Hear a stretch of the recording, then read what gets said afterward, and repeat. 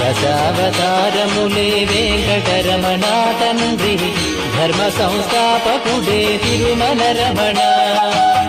పద్మావతీ దేవితో వెంకటరమణ తండ్రి, ప్రసన్నమూర్తి భయ వెంకటరమణ. ఆద్యంతము నీవే వెంకటరమణ తండ్రి, అంజనాద్రీశుడవే తిరుమల రమణ. చిత్రాలకే చిత్రము వెంకటరమణ తండ్రి, నిరూప సౌందర్య